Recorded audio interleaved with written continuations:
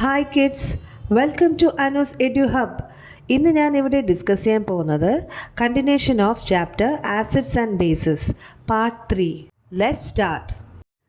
Before starting, എൻ്റെ channel ഇതുവരെ subscribe ചെയ്യാത്തവർ please like, share and subscribe. എങ്കിൽ മാത്രമേ എൻ്റെ ക്ലാസ്സസ് ഫർദറായിട്ട് നിങ്ങൾക്ക് ലഭിക്കുകയുള്ളൂ. പിന്നെ എല്ലാവരുടെ കയ്യിലും ടെക്സ്റ്റ് ബുക്സൊക്കെ ഉണ്ടല്ലോ അല്ലേ? ഓക്കെ.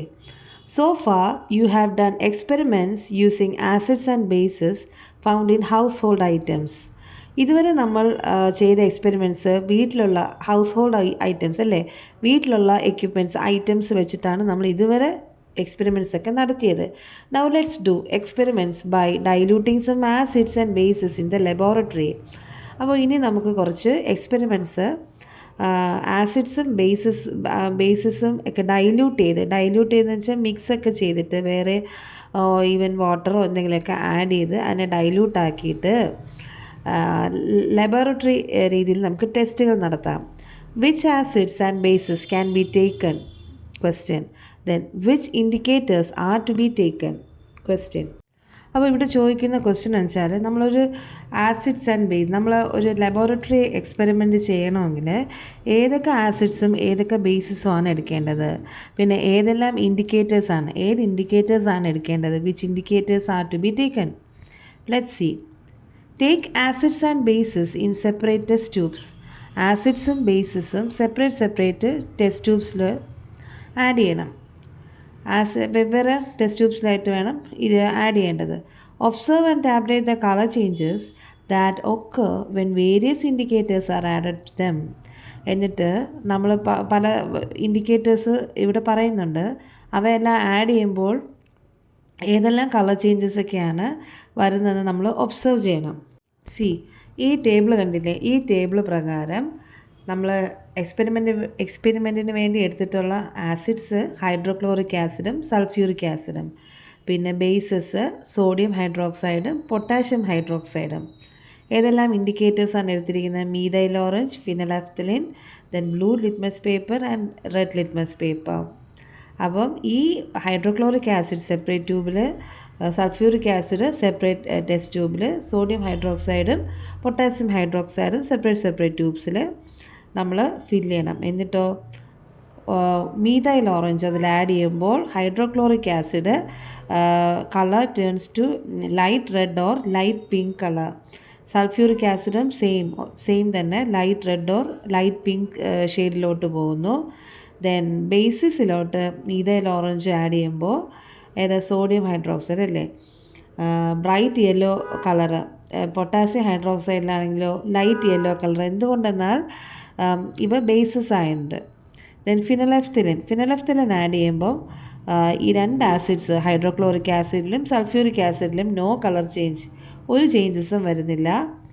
ബട്ട് ഇൻ ബേസസ് ആയ സോഡിയം ഹൈഡ്രോക്സൈഡിലും പൊട്ടാസ്യം ഹൈഡ്രോക്സൈഡിലും ആഡ് ചെയ്യുമ്പോൾ both turn to pink colour.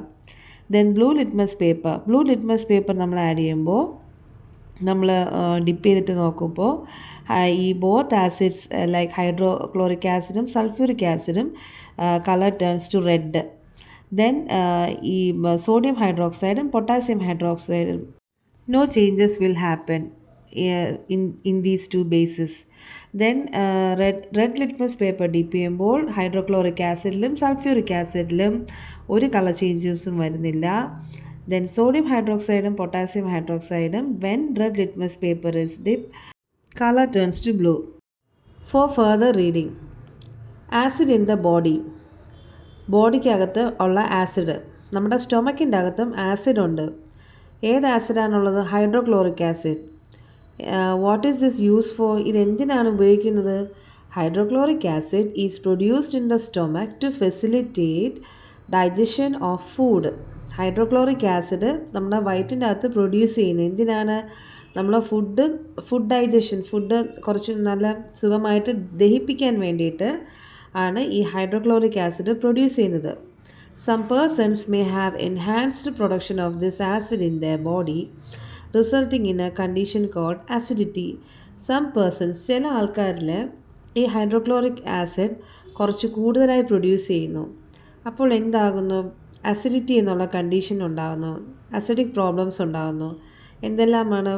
Abdominal pain, വയറുവേദന, ഹാർട്ട് ബേൺ, നെഞ്ചിരിച്ചിൽ, നോസിയ എന്ന് വെച്ചാൽ എപ്പോഴും ഒരു ക്ഷീണം പോലെ, and constipation are the symptoms of acidity. Constipation എന്ന് വെച്ചാൽ ഭേദി തടസ്സം.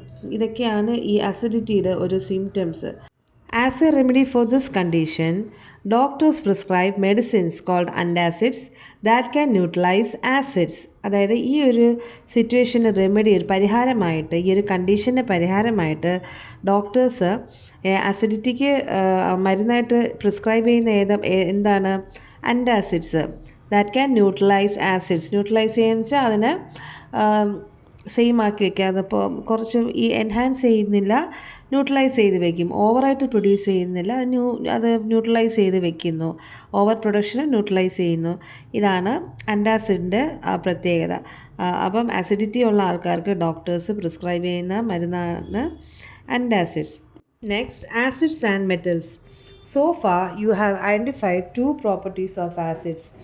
നമ്മൾ ഇതുവരെ ആസിഡ്സിൻ്റെ 2 പ്രോപ്പർട്ടീസ് നമ്മൾ മനസ്സിലാക്കി. ഫസ്റ്റ് പ്രോപ്പർട്ടി എന്താണ്? Acid has a sour taste. And next property എന്താണ്? Acids turns blue litmus to red. അപ്പോൾ next, one more property can also be identified through experiments. ഒരു പ്രോപ്പർട്ടിയും കൂടെ നമുക്ക് എക്സ്പെരിമെൻറ്റ് ത്രൂ നമുക്ക് കണ്ടുപിടിക്കാം. In the previous class, you have carried out the experiment of burning magnesium ribbon in air. Magnesium ribbon എയറിൽ കത്തിക്കുന്ന ഒരു എക്സ്പെരിമെൻ്റ് കഴിഞ്ഞ ക്ലാസ്സിൽ ചെയ്തായിരുന്നു. Magnesium is also a metal like iron and copper. മെഗ്നീഷ്യവും ഒരു മെറ്റലാണ്. അയണും കോപ്പറും പോലെ magnesium is also a metal. Next page. Fill a quarter of a test tube with vinegar, dilute acetic acid.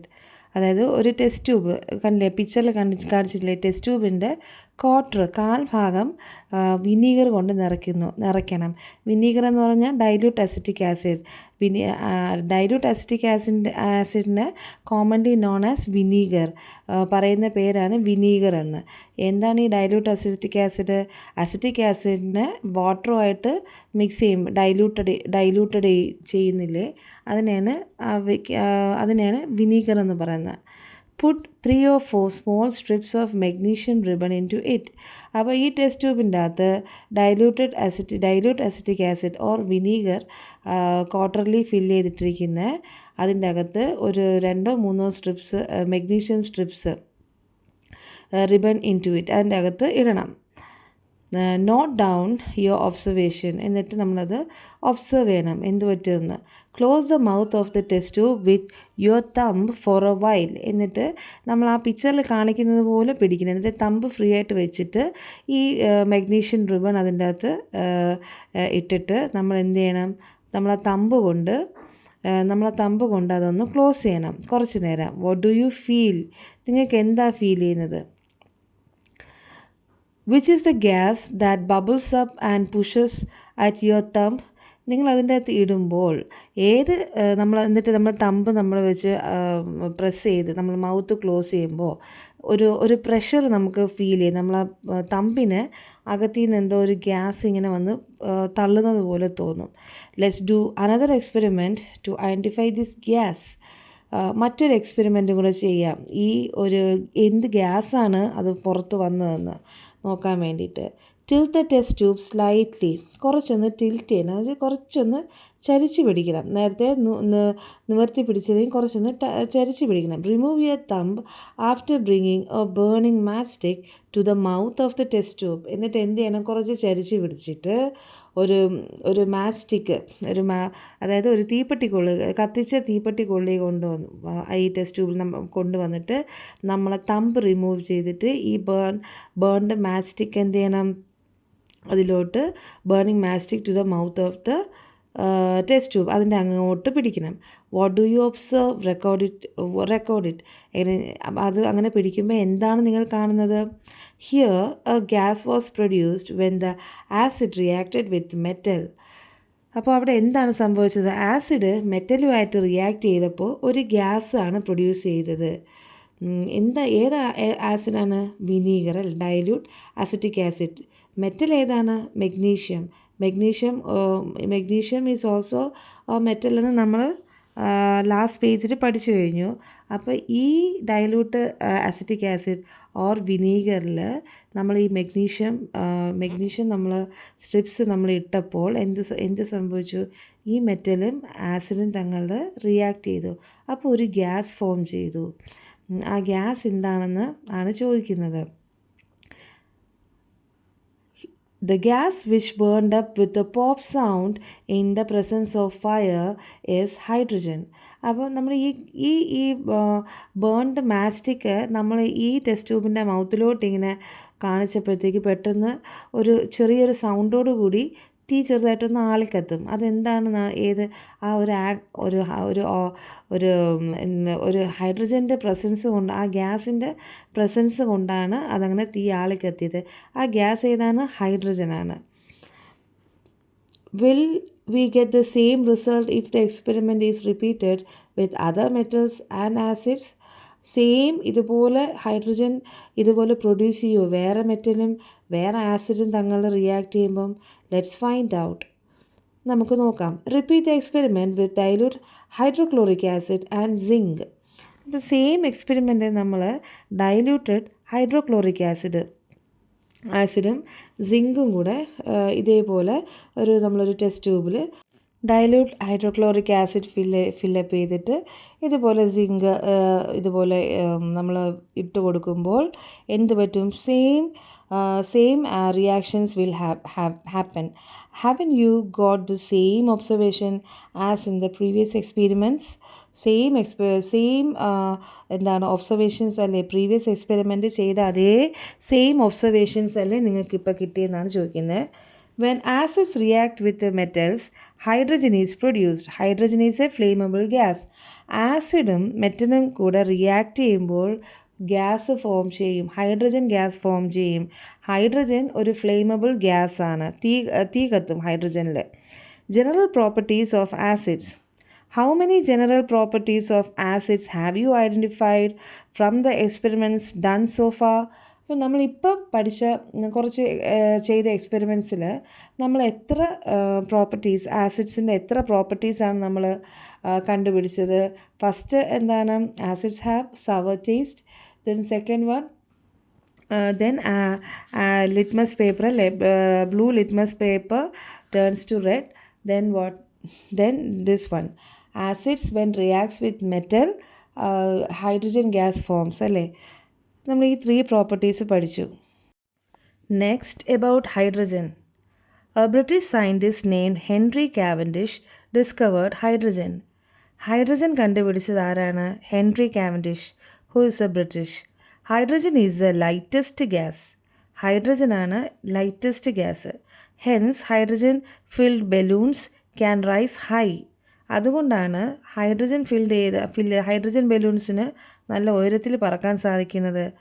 Because hydrogen is the lightest gas. Hydrogen is used as fuel in rockets. റോക്കറ്റിൽ use ചെയ്യുന്നത് ഹൈഡ്രജനാണ്, hydrogen ഫ്യൂവലാണ് use ചെയ്യുന്നത്. Nowadays there R motor vehicles using hydrogen as fuel. ഇപ്പോഴൊക്കെ നമുക്ക് motor vehicles അല്ലേ, കാറിൽ ബസ്സിൻ്റെ ആയിരുന്നാലും മോട്ടോർ വാഹനങ്ങളിൽ നമുക്ക് ഹൈഡ്രജൻ ഫ്യൂവലായിട്ട് ഉപയോഗിക്കുന്നത് കാണാൻ സാധിക്കും. In September 2023 hydrogen bus was introduced experimentally in New Delhi. September 2023 ന്യൂഡൽഹിയിൽ ഒരു ഹൈഡ്രജൻ ഗ്യാസ് വെച്ച് ഓടുന്ന ഒരു ബസ് പരീക്ഷണ അടിസ്ഥാനത്തിൽ കണ്ടുപിടിച്ചു. The meaning of the word hydrogen is producing water. Hydrogen എന്ന വാക്കിന് അർത്ഥം വരുന്ന എന്താണ്? പ്രൊഡ്യൂസിങ് വാട്ടർ, അതായത് വെള്ളം ഉൽപ്പാദിപ്പിക്കുക. Hydrogen reacts with oxygen to form water. Hydrogen ഓക്സിജനുമായിട്ട് റിയാക്ട് ചെയ്യുമ്പോൾ എന്ത് സംഭവിക്കുന്നു? വാട്ടർ ഉണ്ടാകുന്നു, വാട്ടർ പ്രൊഡ്യൂസ് ചെയ്യുന്നു. Water can be dissociated into hydrogen and oxygen. വാട്ടറിനെ നമുക്ക്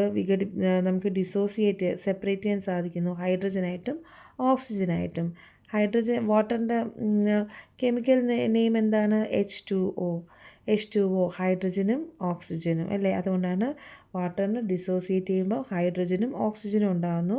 അതുപോലെ ഹൈഡ്രജൻ ഓക്സിജനുമായിട്ട് റിയാക്ട് ചെയ്യുമ്പോൾ വാട്ടർ ഉണ്ടാകുന്നു. Hence hydrogen is A promising energy source of the future.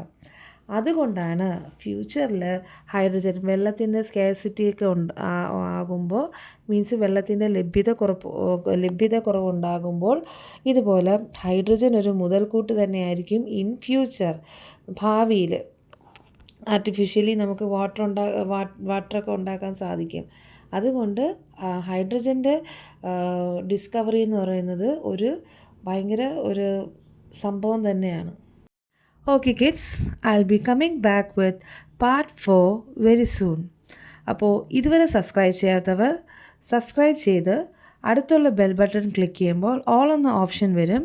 അതിൽ സെലക്ട് ചെയ്യുകയാണെങ്കിൽ നിങ്ങൾക്ക് എൻ്റെ എല്ലാ ക്ലാസ്സസും മുടങ്ങാതെ ലഭിക്കുന്നതാണ്. Like, share and support. Thank you.